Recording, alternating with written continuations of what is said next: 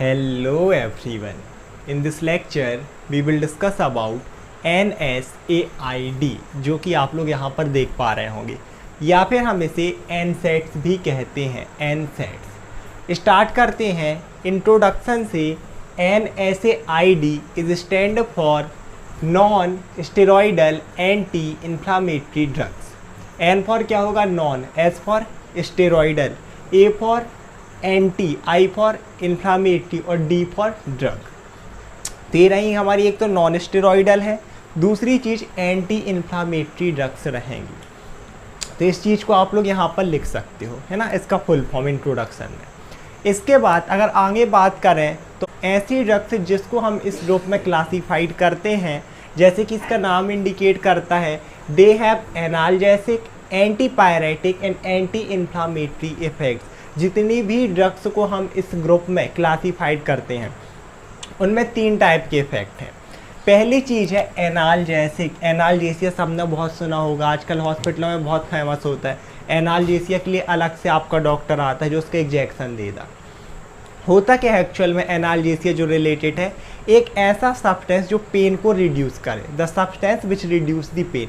तो analgesic effect का मतलब क्या हुआ? The effect which reduce the pain, जो कि पेन को कम करे।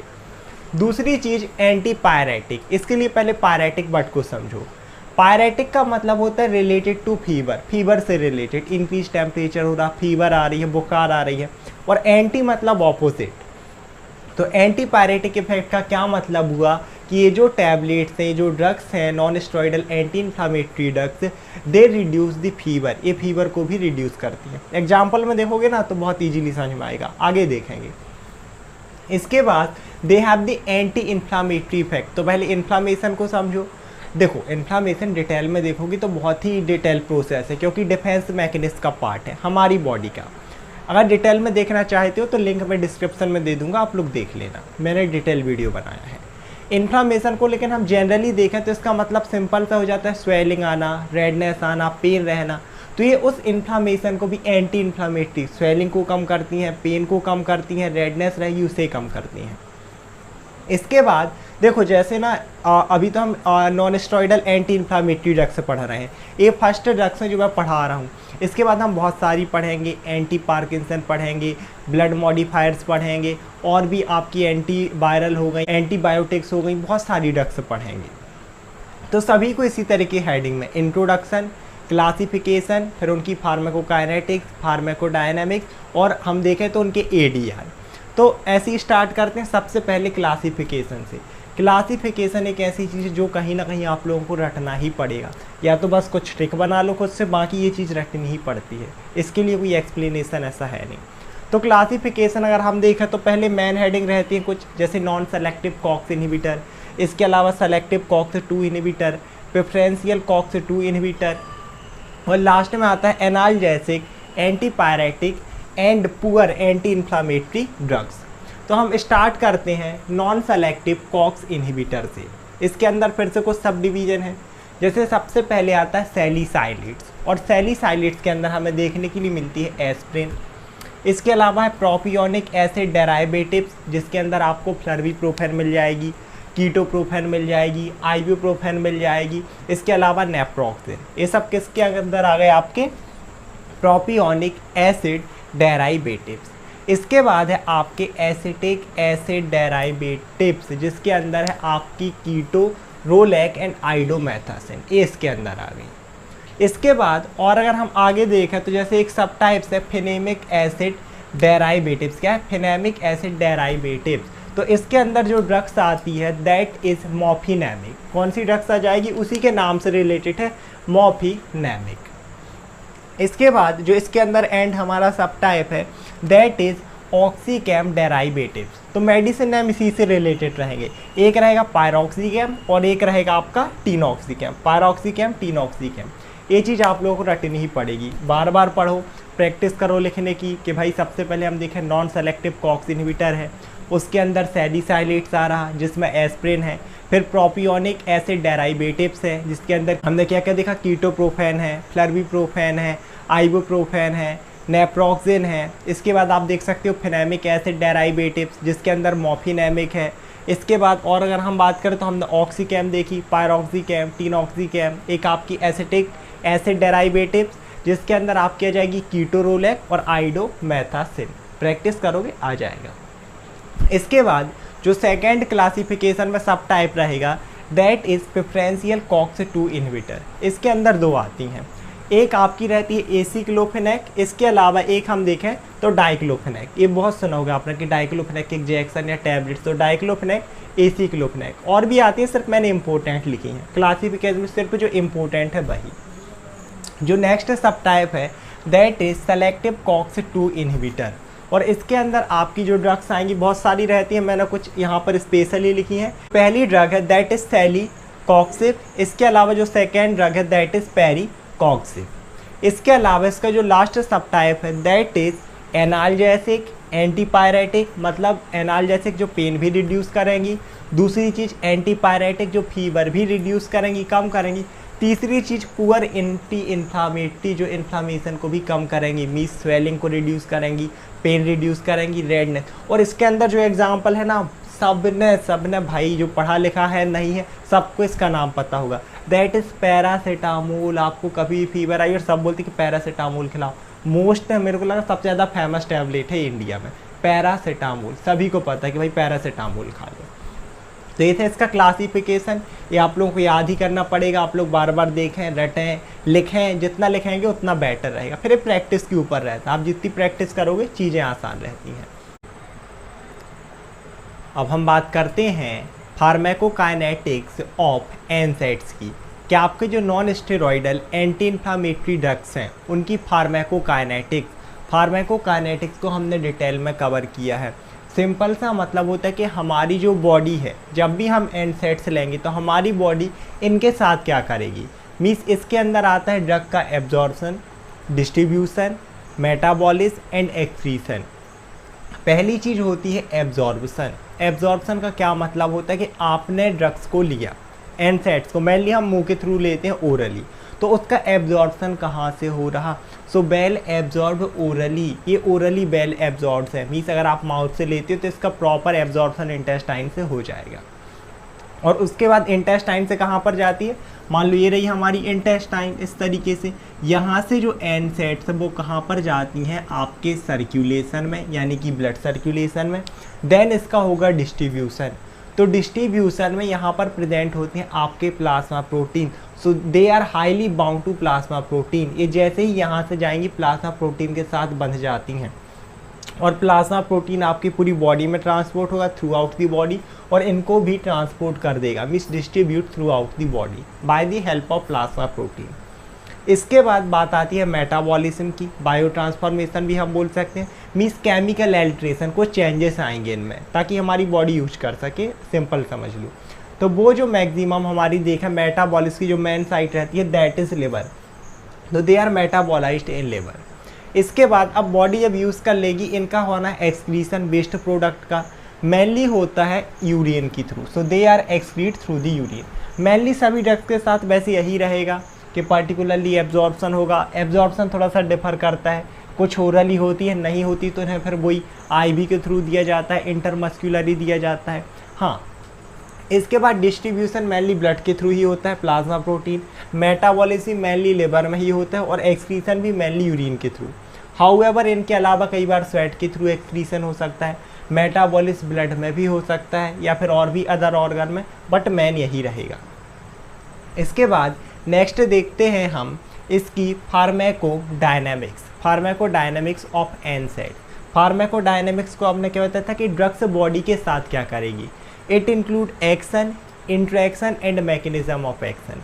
सिंपल भाषा में आप इसे बोल सकते हो फार्माकोलॉजिकल एक्शन, किसका एक्शन क्या रहेगा, या फिर आप इसे कह सकते हो थेरेप्यूटिक यूज़, क्योंकि जो इसका एक्शन रहेगा उसी के लिए हम यूज़ करेंगे।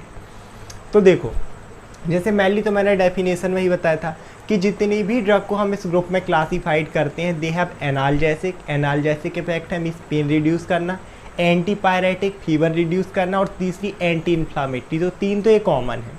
पहला है हमारे पास एनाल्जेसिक इफेक्ट, मीन्स एनाल्जेसिक का क्या मतलब होता है, the effect which reduce the pain. तो अगर किसी को भी पेन हो रहा है, कोई सा भी पेन हो, बहुत सारे टाइप के हो सकते हैं, अगर हम उसे एनसेट्स देते हैं, उसमें भी स्पेसिफिकली आप एस्पिरिन भी लिख सकते हैं या एनसेट्स। क्या होगा जैसे ही इसको लिया, अब क्योंकि एनाल्जेसिक इफेक्ट है, पेन का यहाँ पर रिलीफ हो जाएगा, ये क्या कर देंगी, पेन को रिलीव करेंगी। कौन कौन सा पेन हो सकता है, द पेन में भी मस्क्यूलोस्केलेटल, क्या आपके मसल्स में स्केलेटल सिस्टम में कोई पेन है। अपार्ट फ्रॉम दिस हेडेक भी हो सकता है, उस केस में भी आप ये दे सकते हो। इसके अलावा और हम देखें तो न्यूरोएल्जिया, न्यूरोएल्जिया रिलेटेड है नर्व से, न्यूरो रिलेटेड है नर्व से, और ये जो एल्जिया है ना, इसका ये रिलेटेड रहता है पेन से। तो अगर नर्व के आपके पेन में है, चाहे पेरिफेरल नर्वस सिस्टम में। इसके अलावा डिसमीनोरिया, डिसमीनोरिया क्या होता है, जो नॉर्मल मेंस्ट्रुएशन चलता है ना फीमेल में, अगर वो गड़बड़ होने लगे, उसके वजह से हैवी फ्लो हो रहा, लेस फ्लो हो रहा और पेन हो रहे हैं, उस कंडीशन में भी हमें रिलीफ प्रोवाइड करते हैं। तो बहुत ही इंपॉर्टेंट यूज़ है। सेकेंड जो यूज़ रहेगा दैट इज़ एंटीपायरेटिक इफेक्ट। एक पर्सन को फीवर है तब भी आप इसे यूज़ कर सकते हो, सो एनसेट्स या एस्पिरिन। जैसे ही आप उस पर्सन में दोगे, they cause the cutaneous vasodilatation, cutaneous vasodilatation cause होगा, डीप नहीं, क्यूटेनियस मीन्स स्किन की जो ब्लड वेसल है, और वो कॉज करेंगी स्वेटिंग। जैसे ही स्वेटिंग होगी, सिंपल सी बात है, फीवर में होता क्या है, बॉडी का टेम्परेचर इंक्रीज है, जैसे ही स्वेटिंग कॉज हुई, स्वेट बाहर जाएगा, उसके साथ हीट भी बाहर जाएगी, मीन्स बॉडी टेम्परेचर डिक्रीज होकर आ जाएगा नॉर्मल पे। तो ये होता है इसका एंटीपायरेटिक इफेक्ट, मीन्स आपको फीवर से रिलीफ मिल जाएगा। अब हम देखते हैं third action of एनसेट्स, that is anti inflammatory action, यानी कि ऐसा एक्शन जो इन्फ्लामेशन को कम करे। तो यहाँ पर हम देखें, अगर किसी पर्सन में इन्फ्लामेशन है, जब वो सीवियर होती जाती है, क्रॉनिक होती जा रही, तो हमें दिक्कत देने लगती है। अदरवाइज इन्फ्लामेशन डिफेंस का पार्ट है, बट अगर क्रॉनिक जा रही तो दिक्कत वाली बात है। इसीलिए अगर हम एनसेट्स का यूज़ करते हैं या एस्प्रिन का, so they suppress the PG synthesis. PG क्या होता है, पोस्ट ग्रेजुएशन नहीं है। यहाँ पर ये जो आपका पीजी रहेगा ना, इसे हम बोलते हैं प्रोस्टाग्लैंडिन, और यही क्या करेगा, क्योंकि अगर इसी का सिंथेसिस कम हो जाएगा तो आपके जो कुछ हम बोलते हैं साइटोकाइंस होते हैं, जैसे ब्रेडिकाइनिन हो गया, हिस्टामीन हो गया, तो इनका रिलीज डिक्रीज हो जाएगा। और यही हिस्टामीन, ब्रेडिकाइनिन, यही सब रिस्पॉन्सिबल होते हैं इन्फ्लामेशन के लिए।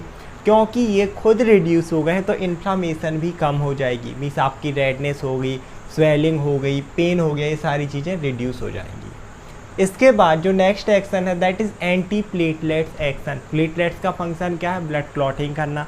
एंटी प्लेटलेट्स, ये प्लेटलेट्स को एक साथ मिलने से रोकेंगे, उनका सिंथेसिस रोकेंगे। एग्रीगेशन एक वर्ड होता है, एग्रीगेशन मैंने आरबीसी में बताया था, property of platelets of grouping together, कि प्लेटलेट्स एक साथ होती हैं और अगर इकट्ठा हुई तो उनने क्लॉट किया, तो इनको इकट्ठा नहीं होने देता। तो ये क्या करता है, कहीं ना कहीं अगर कोई पर्सन है जो थ्रम्बोसिस है, थ्रम्बोसिस मीन्स ऐसा डिसीज़ के पर्सन के अंदर ही ब्लड क्लॉट के जम रहा है, अगर उसे ना ब्लीडिंग के डिसऑर्डर है कुछ के, क्लॉट अंदर ज़्यादा हो रहा है, हाइपर एक्टिव है फैक्टर्स, प्लेटलेट हाइपर एक्टिव है, उनमें काफ़ी हेल्पफुल रह सकता है, क्योंकि प्लेटलेट्स को एक साथ ये करने से रोकता है, एग्रीगेशन से रोकता है। इसके बाद आगे देखें तो action on CVS, cardiovascular system में इसका क्या इफेक्ट रहता है। अगर कोई पर्सन एनसेट्स का यूज़ करता है ना, तो जनरली जो इनका क्या रहता है कि जो आपके वैसोमोटर सेंटर है, वैसोमोटर सेंटर आपकी पूरी cardiovascular activity, heart rate, blood pressure को कंट्रोल करता है। जनरली ये उसे सप्रेस करते हैं, और अगर किसी ने टॉक्सिक डोज दे दी, मतलब कॉन्टीन्यूसली यूज़ कर रहा है या एक्सेसिव यूज़ कर लिया, तो वो रैपिडली ज़्यादा कंप्रेस हो जाएंगे, और अगर सेंटर ही कंप्रेस हो जाएगा तो बीपी भी आपका डिक्रीज हो सकता है, सो बीपी में फॉल। इसके बाद जो नेक्स्ट एक्शन है that is action on GIT, gastro intestinal tract. तो अगर कोई भी पर्सन है लॉन्ग टर्म यूज़ कर रहा, क्रॉनिक यूज़ कर रहा एनसेट्स का, तो सिंपल सी बात है गैस्ट्रिक इरिटेशन, जो म्यूकोसा रहती है उसकी इरिटेशन होगी। और अगर आपके गैस्ट्रिक में इरिटेशन है, सिंपल सी बात है नोजिया, वॉमिटिंग, दोनों में थोड़ा सा डिफरेंस है। वॉमिटिंग का मतलब तो उल्टी होती है जो हम करते हैं, नोजिया का मतलब हो तो उससे पहले जो फीलिंग आती है ना, आप कभी भी देखना वॉमिटिंग, आपको एक फीलिंग आएगी कि नहीं यार अब मुझे उल्टी होने वाली है, उसको हम नोजिया बोलते हैं, फीलिंग ऑफ डिस्कम्फर्ट आप बोल सकते हो। नेक्स्ट एक्शन देखें, सो यूरेट एक्सक्रेशन, तो इस यूरेट के एक्सक्रेशन को भी एनसेट ना इंक्रीज करा देते हैं बॉडी से। इसके अलावा अगर हम और अदर यूज़ देखें तो बहुत सारी कंडीशन है, ऑस्टियोआर्थराइटिस, रेमेटॉइड आर्थराइटिस, देखो दोनों को तोड़ दो, आर्थराइटिस, आर्थर मीस जॉइंट, ऑस्टियो मीस बोन, और आइटिस मीस इन्फ्लामेशन। इसमें भी हम देखें तो रिमेटॉइड आर्थराइटिस, दोनों ही जॉइंट की कंडीशन है, दोनों में ही जॉइंट में इन्फ्लामेशन होता है। देखो वही आ गया ना, इन्फ्लामेशन, ऑटो इम्यून डिसीज होते हैं। एंटीबॉडीज़ यहाँ पर हाइपर एक्टिव होते हैं, खुद ही को डिस्ट्रॉय करने लगते हैं हमारी ही बॉडी में। दोनों में डिफरेंस होते हैं। जैसे ऑस्टियोआर्थराइटिस क्या होता है, पहली चीज़ ये रहता है आसिमेट्रिकल, मतलब ऑस्टियोआर्थराइटिस किसी एक जॉइंट में हो सकता है, ऐसा ज़रूरी नहीं कि दोनों एल्बो में अफेक्ट करे। वहीं रिमेटॉइड आर्थराइटिस सिमेट्रिकल होता है, मोस्टली ये दोनों तरफ अफेक्ट करता है ना, बहुत ज़्यादा केसेस में, रेयर है कि एक तरफ हो। दूसरी चीज़ कि ऑस्टियोआर्थराइटिस में सिर्फ कार्टिलेज को डैमेज पहुंचाते हैं एंटीबॉडीज़। वहीं पर रिमेटॉइड आर्थराइटिस में साइनोबियम में डैमेज, जो साइनोबियल कैप्सूल की मेम्ब्रेन होती है ना। इसके अलावा यहाँ पर हमें एनीमिया या ज़्यादा सिस्टमेटिक चीज़ें देखने नहीं मिलती। रेमेटॉइड आर्थराइटिस में आपको एनीमिया देखने मिलेगा और भी चीज़ें। तो खैर हम डिटेल में नहीं जाएंगे, जॉइंट की कंडीशन इतना समझ लें, पैथोलॉजी में डिटेल में बताऊंगा। इसके अलावा र्यूमेटिक फीवर, ये हार्ट से काफ़ी रिलेटेड रहती है। तो इन सब केस में भी क्योंकि एंटीबॉडीज हाइपर एक्टिव होते हैं, तो ये इन्फ्लामेशन को कम करता है, हमें इनमें पेन से रिलीफ मिल जाता है, स्वेलिंग से रिलीफ मिल जाता है। इसके बाद हम बात करते हैं ADR of एनसेट्स, adverse drug reaction. Simple शब्दों में कहूँ तो साइड इफेक्ट। ADR को डिटेल में कवर किया था पिछले लेक्चर में। इसके साइड इफेक्ट क्या क्या होंगे, देखो गैस्ट्रिक वाले से मिल गया कि नॉजिया और वोमिटिंग हो रही है, एक फीलिंग ऑफ डिस्कम्फर्ट और वॉमिटिंग भी हो सकती है। इसके अलावा और हम देखें तो गैस्ट्रिक अल्सर, अगर एक्सेसिव यूज़ हो गया तो गैस्ट्रिक में अल्सर्स हो सकते हैं, वहाँ की जो म्यूकस मेम्ब्रेन है ना वो अलग हो जाएगी, तो अल्सर हो जाएंगे, जैसे माउथ में होता है। इसके अलावा रैसेस और अर्टिकेरिया, अब ये रैसेस होगा स्किन में, अर्टिकेरिया भी टाइप ऑफ रैसेस ही होते हैं। इसके अलावा अगर प्रेग्नेंट जो विमेन है अगर इस चीज़ का यूज़ कर रही है, उनमें डिलेड लेबर, जो लेबर होती है ना, मतलब प्रेगनेंसी में हम देखें डिलीवरी उनमें डिले हो सकती है। इसके साथ साथ एंजियोएडिमा, एंजियोएडिमा एक टाइप की स्वेलिंग ही होती है, painful swelling under the skin, आपके स्किन के अंदर। इसके साथ साथ अस्थमा या फिर एस्मा आप अगर बोलना चाहें, तो ये थे इसके ADR। तो ये थे हमारे एनसेट्स, non steroidal anti inflammatory drugs, जिसका हमने इंट्रोडक्शन, क्लासिफिकेशन, फार्माकोकाइनेटिक्स, फार्माकोडायनामिक्स या फिर अब फार्माकोलॉजिकल एक्शन, इसके साथ साथ ADR को कवर किया। आई होप आप लोग वीडियो समझ में आया होगा। अगर आप लोग वीडियो समझ में आया तो please like, share the video to your all friends and please subscribe to my channel. Thank you so much for watching.